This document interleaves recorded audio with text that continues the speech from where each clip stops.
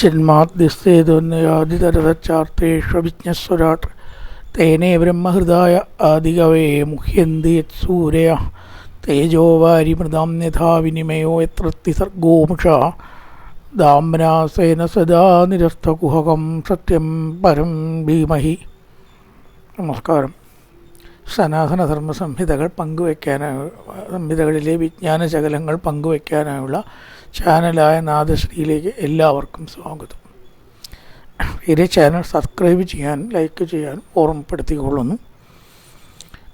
ശ്രീമദ് ഭാഗവതത്തിലെ ധർമ്മപുത്രരും പാണ്ഡവരെ മൊത്തത്തിലെല്ലാവരും ഹിമാലയത്തിലേക്ക് ദേഹം ഉപേക്ഷിക്കാനായിട്ട് പോയി. പരീക്ഷിത്തിൽ രാജ്യം അധികാരം സ്ഥാപിച്ചു കൊടുത്തു. പരീക്ഷത്തിനെ രാജാവാക്കി. അർജുനൻ്റെ പൗത്രൻ, അർജുനൻ്റെ പത്നി സുഭദ്രയുടെ പുത്രൻ അഭിമന്യുവിൻ്റെയും പുത്രനാണ് പരീക്ഷിത്ത്. അപ്പം അദ്ദേഹം നന്നായിട്ടൊക്കെ രാജ്യം ഭരിച്ചു. മഴ ശരിക്ക് പെയ്തു, യാതൊരു ദുഃഖവും ജനങ്ങൾക്കില്ല. അങ്ങനെയൊക്കെ ഭരിച്ചു. അങ്ങനെ ആ പരീക്ഷിത്ത് കലിയെ ഒതുക്കി എന്നാണ് പറഞ്ഞത്. ആ കഥ എന്താണ് എന്ന് പറഞ്ഞു തരണം. ഹരിലീലാമൃതം, അമൃതതുല്യമായിട്ടുള്ള ഹരിലീല ഞങ്ങൾക്ക് കേൾക്കണം. അതുകൊണ്ട് സൂത പറഞ്ഞു തരണം കലിയെ നിഗ്രഹിച്ച കഥ. അപ്പോൾ സൂതൻ ആ കഥയിലേക്കാണ് കിടക്കുകയാണ്. സൂത ഉവാച യഥാ പരീക്ഷിത് കുരുജാങ്കലെ വസൻ കലിം പ്രവിഷ്ടം നിജചക്രവർത്തിതേ നിശമ്യ വാർത്താം അനതിപ്രിയാൻ തഥാ ശരാസനം സംജഗചണ്ഡിരാധതേ. നിജചക്രവർത്തിതേ, തൻ്റെ ചക്രത്തിൽ സംരക്ഷിക്കപ്പെടുന്ന, അവിടെ ചക്രം എന്നൊക്കെ പറഞ്ഞാൽ സാമ്രാജ്യം നടത്തേയുള്ളൂ. കുരുജാങ്കലത്തിൽ വസിക്കുന്ന പരീക്ഷിത്ത്. ആ രാജ്യത്തിന് അന്ന് പല പേരുകളാണ് നമ്മുടെ ഈ ഭാരതത്തിനുള്ളത്. ഋഷഭദേവൻ്റെ കഥയിലൊക്കെ പറയാറുണ്ട്. നമ്മൾ ഒരു കാലത്ത് അജനാഭം എന്ന് പറഞ്ഞിരുന്നു. പിന്നെ അത് ആര്യാവർത്തം ആയിത്തീർന്നു. പിന്നെ ഭാരതം ആയിത്തീർന്നു. അങ്ങനെ പല പേരിൽ ഈ പ്രദേശം അറിയപ്പെട്ടിട്ടുണ്ട്. ഇവിടെ ഇപ്പോൾ കുരുജാങ്കലം എന്ന് പറയുന്ന പരീക്ഷത്തിൻ്റെ രാജ്യാധികാരം നിലനിൽക്കുന്ന പ്രദേശങ്ങളാണ് അന്ന് കുരുജാങ്കലം എന്ന് പറയപ്പെട്ടിരുന്നു. ഭാരതം മുഴുവനൊന്നുമില്ല. വസൻ പരീക്ഷിത്ത്, വസിക്കുന്ന പരീക്ഷിത്ത് രാജാവ്, പരീക്ഷിത്ത് വസിക്കുന്ന സ്ഥലമാണ്. അവിടെ പ്രവേശിച്ചതായിട്ടുള്ള കലി എന്നാണ്. പ്രവിഷ്ടം കലിം, പ്രവേശിച്ചതായ കലിയെക്കുറിച്ചുള്ളതും. അനതിപ്രിയാം, അതിപ്രിയത്തോടു കൂടിയതും ആയ വാർത്തയെ നിശമ്യ കേട്ടപ്പോൾ സംജഗചണ്ഡി എന്ന് പറഞ്ഞാൽ, സംജുക എന്ന് പറഞ്ഞാൽ യുദ്ധം നടത്താണ്. അപ്പോൾ സംജഗചണ്ഡി അതിൽ നിപുണൻ. ക്ഷത്രിയർക്ക് വേണ്ട ഗുണം യുദ്ധം എന്ന് കേട്ടാൽ പേടിക്കുകയല്ല, നമ്മളെപ്പോലെ നടുങ്ങണ്ട, യുദ്ധം അങ്ങോട്ട് വാ. ക്ഷത്രിയന്മാർക്ക് ചേർന്നതാണ്, അവരുടെ വീരലക്ഷ്മിയാണ്. അതില്ലാത്ത ക്ഷത്രിയനെ ഒന്നിനും കൊള്ളില്ല. അപ്പോൾ അവിടെ ഇദ്ദേഹം എങ്ങനെയാണെന്ന് വെച്ചാൽ സംജഗചണ്ഡി, വേണ്ടോടത്ത് കേട്ടോ, വേണ്ടാത്തോടത്ത് യുദ്ധം കാണിക്കുകയല്ല. വേണ്ട ദിക്കിൽ യുദ്ധസാമർഥ്യത്തിന് ഒട്ടും പിന്നാക്കമല്ലാത്ത സംജഗചണ്ഡി, യുദ്ധത്തിലൊന്നും പേടിച്ച് മാറാത്തതായ വീരനായ, ചുരുക്കം ശരാസനം, വില്ലിനെ എടുത്തു. എന്തിനെടുത്തു? കലി കുരുജാങ്കര പ്രദേശത്ത് കടന്ന് കളിക്കുന്നുണ്ട്. ചെയ്യണത് മുഴുവൻ തെറ്റും അധർമ്മവും ദുഷ്ടത്തരവും ആണ്. കലിക്ക് അത്രയിലേ ചെയ്യാൻ പറ്റൂ.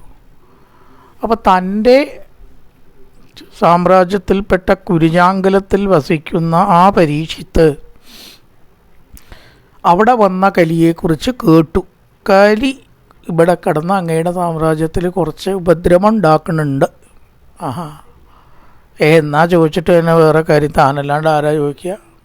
അധികാരപ്പെട്ടവനാണ്, കടപ്പെട്ടവനാണ്, കണ്ടിരിക്കാൻ പറ്റുമോ? അധർമ്മത്തെ കണ്ടിരിക്കാൻ രാജാവിന് ഒരിക്കലും പറ്റില്ല. താൻ ചെയ്യുവരുത്, വേറെ ആൾ ചെയ്യണത് കണ്ടിരിക്കാനും വയ്യ. അതുകൊണ്ട് വില്ലെടുത്തു.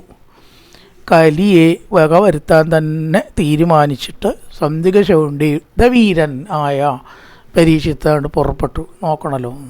സ്വലംകൃതം ശ്യാമതുരംഗയോചിതൻ രഥം മൃഗേന്ദ്രത്വജമാസിതപുരാൽ പൃഥോരഥാശക്തിപപത്തിയുക്തയാ സ്വസേനയാ ദിഗ്വിജയായ നിർഗത.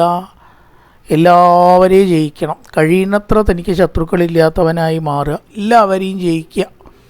സ്വലങ്കൃതം നന്നായി അലങ്കരിച്ചതും ശ്യാമതുരങ്കയോജിതം പച്ച നിറത്തിലുള്ള കുതിരയെ പൂട്ടിയതും. പച്ചക്കുതിര ചെങ്കുടി ശ്രേഷ്ഠാണ്, ഇന്ദ്രൻ്റെ തേരൊക്കെ പച്ചക്കുതിരകൾ അത്രേ വലിക്കുക. അപ്പം അതിന് സമാനമായിട്ടുള്ള പച്ചക്കുതിരകളെ പൂട്ടിയതും. ശ്യാമതുരങ്കയോജിതം മൃഗേന്ദ്രധ്വജം കൊടിയടയാളം സിംഹമാണ്, സിംഹമായ കൊടിയടയാളത്തോട് കൂടിയതും ആയ രഥം രഥത്തെ ആശ്രിത ആശ്രയിച്ചവനും ആ രഥത്തിൽ ഇരുന്ന് നർത്തം. രഥാശ്വദിപപത്തിയുക്തയ തേരെ കുതിര ആന കാലാൾ ചതുരംഗപ്പെടാനർത്ഥം. രഥം തേര് അശ്വം കുതിര ദീപ ആന പത്തി കാലാൾ ഇവയോട് കൂടി കൂടെ സൈന്യസന്നാഹങ്ങളുണ്ട്, ഒറ്റയ്ക്കല്ല പോണത്. ദിഗ്വിജയമാണല്ലോ, അപ്പോൾ തന്നെ പോകാൻ പറ്റില്ലല്ലോ. സ്വസേനയാ ആയ ചതുരംഗപ്പടയോട് കൂടിയതായ തൻ്റെ സൈന്യത്താൽ വൃത ചുറ്റപ്പെട്ട്, വൃത എന്ന് നമ്മൾ പറയുമല്ലോ, അതിൻ്റെ ചുരുക്കമാണ് വൃത. എന്ന് കൂട്ടിയാലും ഒരേ അർത്ഥം തന്നെ വരിക, വലിയ വ്യത്യാസമൊന്നുമില്ല. വൃത എന്ന് പറഞ്ഞാലും വൃത എന്ന് പറഞ്ഞാലും. ദിഗ്വിജയായ ദിഗ്വിജയത്തിനായിക്കൊണ്ട് പുരാത് തൻ്റെ രാജധാനിയിൽ നിന്ന് നിർഗത പുറപ്പെട്ടു, പടയോട് കൂടിയിട്ട്. സ്വലംകൃതം ശ്യാമതുരങ്കയോജിതൻ രഥം മൃഗേന്ദ്രധ്വജമാശ്രിത പുരാത് നിർഗത എന്നാണ് വരുന്നത്. തൻ്റെ കൊട്ടാരത്തിൽ നിന്ന് പുറപ്പെട്ടു. മൃദോരഥാശ്വദിപപത്തിയുക്തയാ ചതുരംഗപ്പടയോടുകൂടി സ്വസേനയാ ദിഗ്വിജയായ നിർഗത ഭദ്രാശ്വം കേതുമാലം ച ഭാരതം ച ഉത്തരാൻ ഗുരുൻ കിംപുരുഷാദീനി വർഷാണി വിജിത്യ ജഗൃഹേ ബലിം. എവിടെയൊക്കെ വിജയിച്ചു ഈ പറഞ്ഞ സ്ഥലത്തൊക്കെ. ഭദ്രാശ്വം കേതുമാലം ഭാരതം, അപ്പോൾ ഭാരതത്തിൻ്റെയും പുറത്തുണ്ട് ഇദ്ദേഹത്തിൻ്റെ സാമ്രാജ്യം. ഉത്തരഗുരു വടക്ക് ഭാഗം, പിന്നെ കിംപുരുഷം ഈ പ്രദേശങ്ങളെ ജയിച്ച് അവരാൽ കപ്പം നൽകപ്പെട്ടു. പിന്നെ അവരും രാജാവിന് കപ്പം കൊടുത്തു, കീഴ്ക്കോയ്മ സമ്മതിച്ചു. തത്ര തത്രോപശൃണ്വാനശ്വപൂർവേഷാം മഹാത്മനാം പ്രഗീയമാനം ജയശ കൃഷ്ണമാഹാത്മ്യസൂചകം. പോണ സമയത്ത് എന്ത് കേട്ടു? അവിടവിടെ പ്രഗീയമാനം ഗാനം ചെയ്യപ്പെടുന്ന കൃഷ്ണമാഹാത്മ്യ സൂചകം ഭഗവത്ഗീതങ്ങളെ, ഭഗവാന്റെ ആ സ്തുതിഗീതങ്ങളെ കേട്ടു. എവിടെയും കൃഷ്ണനെയാണ് എല്ലാവരും പ്രശംസിക്കുന്നത്. നല്ലൊരു ലക്ഷണമാണല്ലോ ഈശ്വരഭക്തി ഉണ്ടാവുക, കൃഷ്ണനിൽ ഭക്തി ഉണ്ടാവുക. അത് രാജ്യത്ത് നല്ല കാര്യം നടക്കുന്നത് കണ്ടു. പരീക്ഷത്തിനും ഇഷ്ടമാണ് ഭഗവാനെ കീർത്തിക്കുന്നത്, കേട്ടാൽ ഭക്തന്മാർക്ക് ഇഷ്ടാവും. മഹാത്മാക്കളുടെ കൃഷ്ണപ്രകീർത്തി കേട്ടുകൊണ്ട് സന്തോഷിച്ചു. അങ്ങനെ തന്നെ വേണം. തൻ്റെ രാജ്യത്തെല്ലാവരും കൃഷ്ണഭക്തന്മാരാവട്ടെ. തനിക്ക് അതിൻ്റേതായിട്ടുള്ളൊരു മേന്മയും കൂടി ഉണ്ടാവുമല്ലോ, മഹത്വം ഉണ്ടാവും.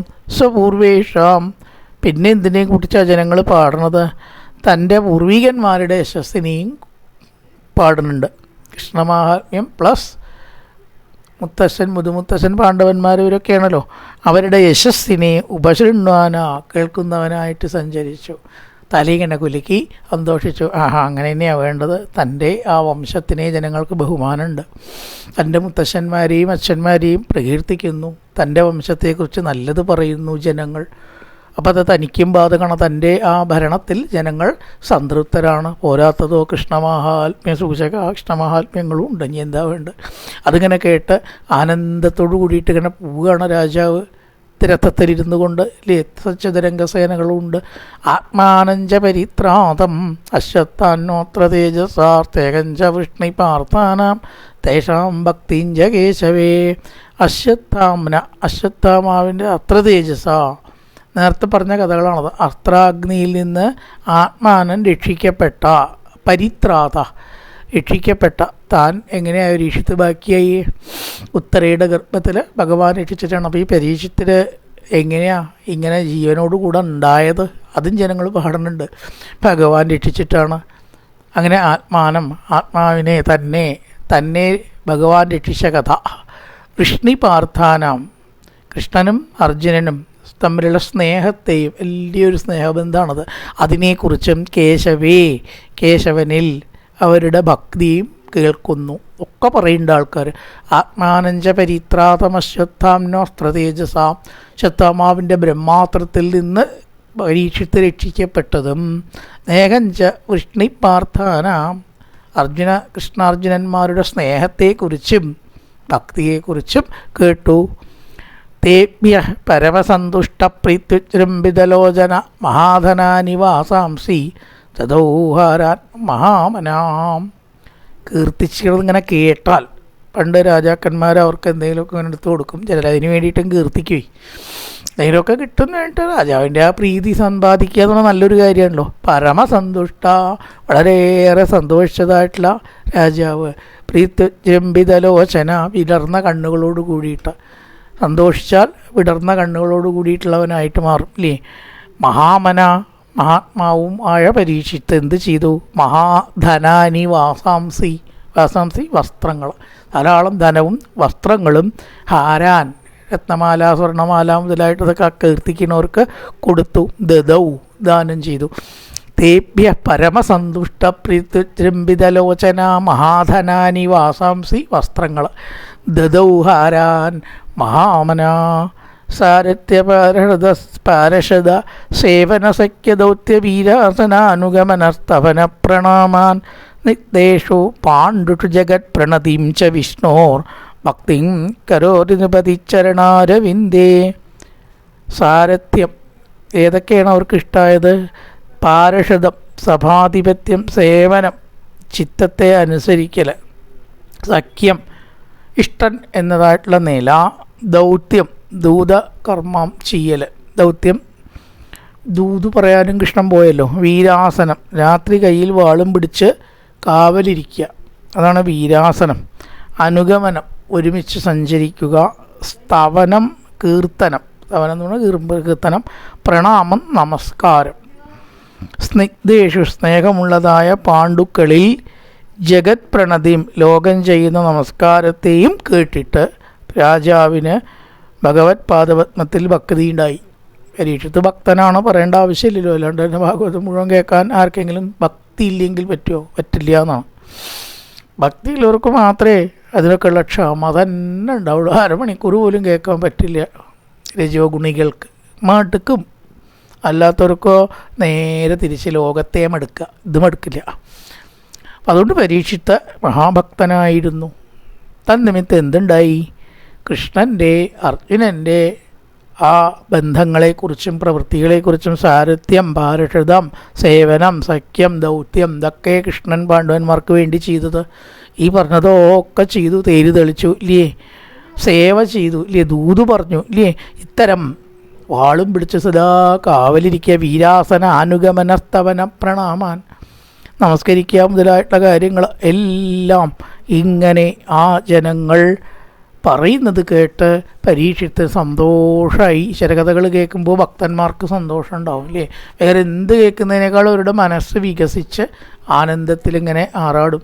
തസ്സേവം വർത്തമാനസ്യ പൂർവേഷാം വൃത്തിമന്വകം നാരിദൂരേ കിലാശ്ചര്യം യഥാർത്ഥി തത് നിബോധമേ. ഇവിടെ ചോദ്യം എന്ന് പറഞ്ഞാൽ കലിയെക്കുറിച്ചുള്ള ചോദ്യമാണ്. അവിടേക്കാണ് കിടക്കുകയാണ്. അവിടെ ഒരു സംഗതി കണ്ടു. ഇപ്പം ഇതുവരെ പറഞ്ഞതൊക്കെ നല്ല കാര്യങ്ങളാണ് അല്ലേ. കൃഷ്ണനെക്കുറിച്ച് കീർത്തിക്കുക, അർജുനനെക്കുറിച്ച് കീർത്തിക്കുക, എവിടെയും നല്ലതേ ഉള്ളൂ, ചീത്തയൊന്നുമില്ല. പക്ഷെ ഒരു സ്ഥലത്ത് അത്ര സുഖമല്ലാത്ത ഒന്നിങ്ങനെ കണ്ടു. നാതിദൂരേക്കില ആശ്ചര്യം. ആ കണ്ട ആശ്ചര്യയെക്കുറിച്ച് അല്ലയോ ശൗരകാദികളെ നിങ്ങൾ കേൾക്കുവിൻ. എന്താ പരീക്ഷിത്ത് കണ്ടത്? ധർമ്മപദേകേന ചരൻ ഇച്ഛായാം ഉപലഭ്യകാം പൃച്ഛതി സ്നാശിവദനാം വേത്സാം ഇവ മാതരം. ഏകേന പദ, ഒരു പാദം കൊണ്ട്, ചരൻ സഞ്ചരിക്കുന്ന, ധർമ്മ വിവത്സാം കുട്ടി വേർപ്പെട്ട, അവിടെ ധർമ്മം എന്നുള്ളത് കുട്ടി വേർപെട്ട് പോയ, വിവത്സാം എന്ന് പറഞ്ഞാൽ കുട്ടി വേർപെട്ട് പോയ മാതരം, മാതാവിനെ പോലെ ഉപമേണം. കുട്ടി വേർപെട്ടാലാണ് പശുവിന് ഏറ്റവും അധികം അസ്വസ്ഥത ഉണ്ടാവുക അല്ലേ. വെള്ളം പോലും കൊടുത്താൽ ചിലപ്പോൾ കുടിക്കാണ്ട് കരയും ആ കുട്ടി എവിടെയോ നോക്കിയിട്ട്. അപ്പം അതേപോലെ വിവത്സാം, കുട്ടി എവിടെയോ പോയി വളരെയേറെ ദുഃഖവും അസ്വസ്ഥതയും കൂടി കരയുന്ന മാതാവായ പശുവിനെ പോലെ.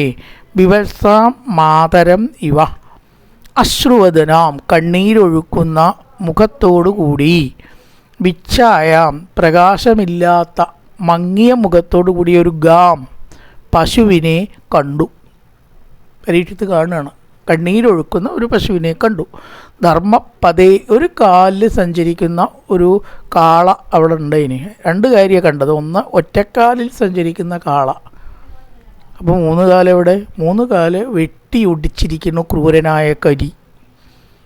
ഒരു മാൽക്കാലിയാവുക പശുവാവുക അതിൻ്റെ മൂന്ന് കാല് ആണ് ഒടിക്കുക. പശുവിൻ്റെ അല്ല കേട്ടോ, കാളയുടെയാണ് മൂന്ന് കാല് ഒടിച്ചിരിക്കുന്നത്. ധർമ്മ. ഇപ്പം ധർമ്മത്തിനെ കണ്ടു, കാളയെ കണ്ടു, പശുവിനെയും കണ്ടു. പശുവിന് 4 കാലുണ്ട്, പക്ഷെ കാളയ്ക്ക് ഒരൊറ്റ കാലേ ഉള്ളൂ. ബാക്കി 3 കാലും ദുഷ്ടനായ കലി ഒടിച്ച് വെട്ടി വേർപെട്ടിരിക്കുന്നു. ഈ ഒരു കാലെങ്കിലും എങ്ങനെ നടക്കുക? 4 കാലി. വലിയ ശരീരമാണോ പശുവിൻ്റെ. അപ്പം പിന്നെ അത് നടക്കുന്നല്ല, അത് കിടന്ന് പടയുക എന്ന് വേണം പറയാൻ. ഒറ്റക്കാലിൽ കിടന്ന് പിടയുന്ന ധർമ്മദേവനായ ആ കാളയെയും അത് കണ്ട് ദുഃഖിക്കുന്ന പശുവിനെ പോലെ പശുവിനെയും കണ്ടു. രണ്ടും കണ്ടു. ഇത് കണ്ട് പശു ദുഃഖിക്കുകയാണ്. 4 കാലുള്ള മൃഗത്തിൻ്റെ 3 കാല് പോയതിൽ ആർക്ക് ദുഃഖമുണ്ട്?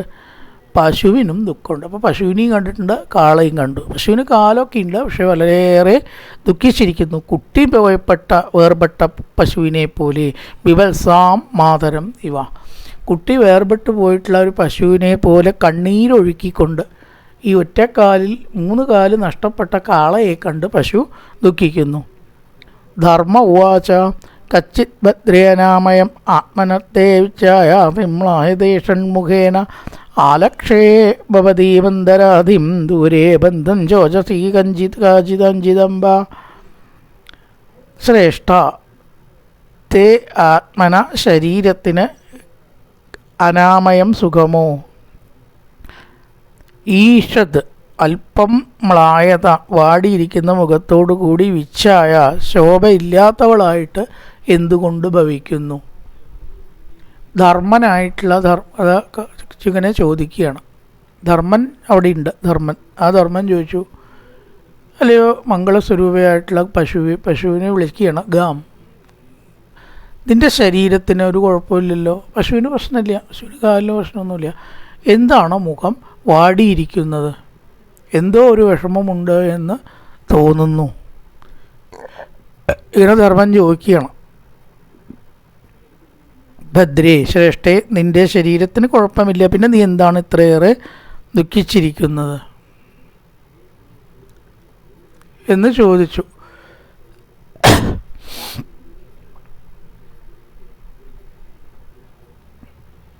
ആരാണ് ചോദിച്ചത്? ഈ കാളയും പശുവും തമ്മിലുള്ള സംഭാഷണമാണ് ഇവിടെ ചോദിക്കുന്നത്. അതാണ് ധർമ്മ ഉവാച. കാള ധർമ്മദേവൻ്റെ പ്രതീകമായിട്ട് ഇവിടെ അവതരിപ്പിച്ചിരിക്കുകയാണ്. ആരാണ് കാള? ധർമ്മദേവനാണ്. ധർമ്മദേവൻ കാള ആയിട്ട് നിൽക്കുകയാണ്. ഭൂമിയാണ് പശു. എന്താണ് നിനക്ക് പ്രശ്നം എന്ന് ഈ ധർമ്മദേവൻ പശുവിനോട് ചോദിക്കുന്നു. പാതേർ നൂനം ഏകപാതിം മാം ശോചസി. 3 കാല് നഷ്ടപ്പെട്ടതിനെ കുറിച്ചാണോ നിൻ്റെ ദുഃഖം? പാതേർ നൂനം, കാലില്ലാത്തവൻ, 3 കാലില്ല, 1 കാലുള്ളതാണ് പാതേർ നൂനം. ശോചസീം ഏകപാദം, 3 കാലില്ലാത്തതും 1 കാലുള്ളതുമായ എന്നെ കണ്ടിട്ടാണോ നീ ദുഃഖിക്കുന്നത്? വൃഷളർ ധർമ്മരഹിതന്മാരാൽ ബോക്ഷ്യമാണം അനുഭവിക്കപ്പെടുവാൻ പോകുന്ന ആത്മാവിനെക്കുറിച്ചോ നീ ദുഃഖിക്കുന്നത്? ധർമ്മരഹിതന്മാരാൽ ഈ ഭൂമിയിൽ കാണിക്കുന്ന തെറ്റായ പ്രവണതകൾ കണ്ടോ നീ ദുഃഖിക്കുന്നത്? എന്താണ് കാരണം എൻ്റെ ദുഃഖത്തിന്? അഹോ ഹൃദയജ്ഞഭാഗാൻ, യജ്ഞത്തിൽ ഭാഗം ഹരിക്കപ്പെടുക, അങ്ങനെ വല്ല ദുഃഖവും നിനക്കുണ്ടായോ? യജ്ഞം മുടക്കാൻ അത് വലിയ ദുഃഖമാണ്. യജ്ഞം നടത്തുന്നവർക്ക് യജ്ഞം മുടക്കാനുള്ള വല്ല കാരണവും ഉണ്ടായോ? വല്ലവരും അത് കൊണ്ടുപോയി കുതിരയെ കക്ക മുതലായിട്ട് പ്രവൃത്തികളൊക്കെ ചെയ്ത് യജ്ഞം മുടക്കിയിട്ടുള്ള ദുഃഖം നിനക്കുണ്ടായോ? മഖവതി ഇന്ദ്രൻ അവർഷതി, മഴ പെയ്യിക്കാതിരിക്കുന്നുവോ? അങ്ങനെ ജനങ്ങൾ ദുഃഖിക്കുകയാണെന്ന് വിചാരിച്ചിട്ട് നീ ദുഃഖിക്കുകയാണോ? ഇപ്പോൾ 3 കാലുള്ള എന്നെ കണ്ടിട്ടാണോ നീ ദുഃഖിക്കുന്നത്? നീതിന്യായങ്ങൾ അനുസരിക്കാത്ത ദുഷ്പ്രജകളെ ഓർത്തിട്ടാണോ നീ ദുഃഖിക്കുന്നത്? ബ്രാഹ്മണർ ശരിക്ക് യാഗം ചെയ്യാതിരിക്കുക, അതിനെ അസുരന്മാരെ തകരാറാക്കുക, ഇന്ദ്രൻ മഴ പെയ്യിക്കാതിരിക്കുക, ഇതിൽ ഏതാണ് നിൻ്റെ ദുഃഖത്തിന് കാരണം എന്ന് ഈ കാള ഭൂമിയോട് ചോദിക്കുകയാണ്. 3 കാല് പോയ കാളയ്ക്കല്ലേ കൂടുതൽ ദുഃഖം വേണ്ടത്? എന്നിട്ടും ആ കാള ദുഃഖിക്കുന്ന പശുവിനോട് ചോദിക്കുകയാണ്, എന്താണ് നിൻ്റെ ദുഃഖത്തിന് കാരണം? പണ്ട് മറ്റുള്ളവരുടെ ദുഃഖത്തിലാണ് അധികം ദുഃഖം ഉണ്ടാവുക, അത് കാലത്തിൻ്റെ പ്രത്യേകതയാണ്. ധർമ്മദേവൻ ഇപ്രകാരം ചോദിച്ചു. നീ അരക്ഷ്യമാണ സ്ത്രീയ ഉർവിബാലാൻ ചോജസ്യതോ പുരുഷാദൈരിവാ പുരുഷാദൈരിവാർത്താൻ വാചം ദേവി ബ്രഹ്മകുലേ കുകർമ്മണി അബ്രഹ്മണ്യേ രാജകുലേ കുലാഗ്രാൻ. അവിടെ കുകർമ്മണി അബ്രഹ്മണ്യേ, കുകർമ്മണി എന്നാണ് വാക്ക്, കുകർമ്മത്തിൽ. പിന്നെ അബ്രഹ്മണ്യേ, ബ്രഹ്മണ്യല്ല അബ്രഹ്മണ്യേ. ഉർവി ഭൂമി അരക്ഷ്യമാണ് രക്ഷിക്കപ്പെടാത്ത സ്ത്രീകളെയോ പുരുഷാദൈരിവ രാക്ഷസന്മാർ. പുരുഷാദൻ എന്ന് പറഞ്ഞാൽ സംസ്കൃതത്തിലെ രാക്ഷസൻ എന്നർത്ഥമാണ് കേട്ടോ. അവിടെ സ്ത്രീന്ന് അപ്പുറത്ത് പറഞ്ഞു, ഇവിടെ പുരുഷനും പറഞ്ഞു. അതുകൊണ്ട് പുരുഷൻ എന്നല്ല അർത്ഥം, തെറ്റിദ്ധരിക്കരുത്. പുരുഷാദൈ, പുരുഷൻ എന്നല്ല അവിടെ പറഞ്ഞത്, പുരുഷാദൻ എന്നാണ്. ആരെ പുരുഷാദൻ? മനുഷ്യരെ ഭക്ഷിക്കുന്നവർ. അവിടെ പുരുഷൻ എന്ന് പറഞ്ഞാൽ സ്ത്രീ പുരുഷ വ്യത്യാസമില്ല, മനുഷ്യൻ. പറഞ്ഞാൽ അവരെ ഭക്ഷിക്കുക. അപ്പോൾ ആരാ? രാക്ഷസന്മാർ, അസുരന്മാർ. ആർത്താൻ, ദുഃഖിക്കുന്ന അസുരന്മാരെ രക്ഷിക്കാത്ത സ്ത്രീകളുണ്ടാവുക വലിയൊരു ദുഃഖമാണ്. അവരെ രക്ഷിക്കാൻ ആരുമില്ല, അനാഥകളാവുക. അവരെക്കുറിച്ചോ മനുഷ്യമാംസം ഭക്ഷിക്കുന്ന രാക്ഷസന്മാരെക്കുറിച്ചോ നീ ദുഃഖിക്കുന്നത്? അസുരന്മാരുടെ ഉപദ്രവം ഉണ്ടാവുക, രാക്ഷസന്മാരുടെ ഉപദ്രവം ഉണ്ടാവുക ഒക്കെ വലിയ പ്രശ്നമാണ് അല്ലേ? വിശ്വാമിത്രനെ യാഗരക്ഷയ്ക്കായിക്കൊണ്ട് രാമനെ കൂട്ടിക്കൊണ്ടുവേണ്ടി വന്നത് അതുകൊണ്ടാണ്. വലിയൊരു ദുഃഖമായിരുന്നു മഹർഷിക്ക്. പിന്നെയോ ആർത്താൻ ബാലാൻ, ചെറിയ കുട്ടികൾക്ക് രക്ഷയില്ലാതെ ഇരിക്കുക. ദുഃഖിക്കുന്ന കുറേ കുട്ടികൾ ഉണ്ടോ ഈ പ്രദേശത്ത്? അതാണോ നിൻ്റെ ദുഃഖത്തിന് കാരണം? ഇനിയോ വാചം ദേവീം, വാഗ്ദേവിയെയോ കുകർമ്മണി കുൽസിത കർമ്മങ്ങളോടുകൂടിയും. പിന്നെ അബ്രഹ്മണ്യേ, ബ്രാഹ്മണ വിശ്വാസമില്ലാത്ത രാജകുലത്തിൽ പ്രവേശിക്കുന്ന കുലശ്രേഷ്ഠന്മാരെ കുറിച്ചോ നീ ശോസിക്കുന്നു. അബ്രഹ്മണ്യേ ബ്രാഹ്മണകുലേ, വേദവിശ്വാസമില്ലാത്ത ബ്രാഹ്മണർ. ആ കുലത്തിൽ ജനിച്ചു, പക്ഷേ വേദോ അറിയില്ല. അങ്ങനെ ഉണ്ട് അതിൽ ആൾക്കാർ. മഹാപാപങ്ങൾ അല്ലേ, പാപം ചെയ്തോരത്രേ. ബ്രാഹ്മണ കുലത്തിൽ ജനിക്കുക, വേദത്തിൻ്റെ ഒരു താല്പര്യവും പഠിക്കുകയും അറിവില്ലാതെ ഉണ്ടാവുക. കുലം ബ്രാഹ്മണകുലമാണ്. അതാണ് അബ്രഹ്മണ്യേ, വേദജ്ഞാനം ഇല്ലാത്ത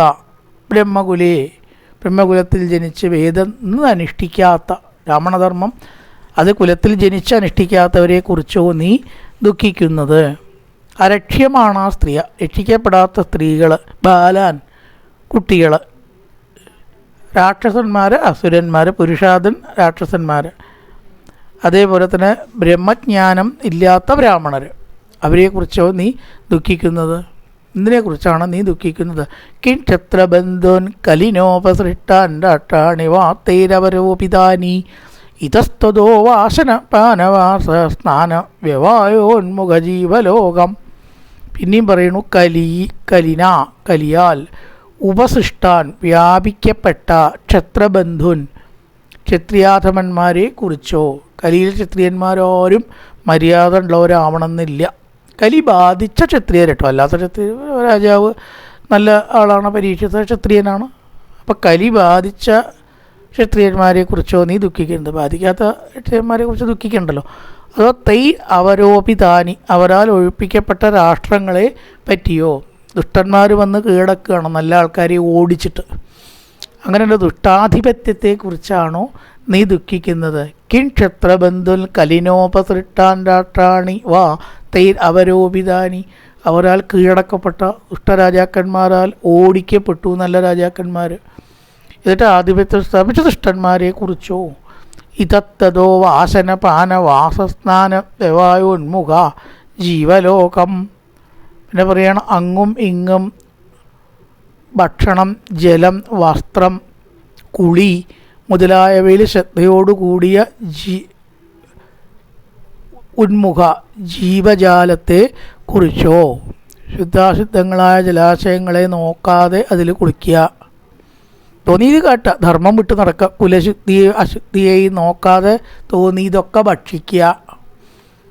പണ്ടൊക്കെ ഈ ഭക്ഷണം എന്ന് പറയണത് എവിടെ നിന്നും കഴിക്കില്ല, എല്ലാവരും കഴിക്കൂല എന്നാണ്. കാരണം വീട്ടിൽ നിന്ന് വിട്ടാൽ ഭക്ഷണം പിന്നെ ബ്രഹ്മാലയത്തു നിന്നോ ദേവാലയത്തു നിന്നേ കഴിക്കുള്ളൂ.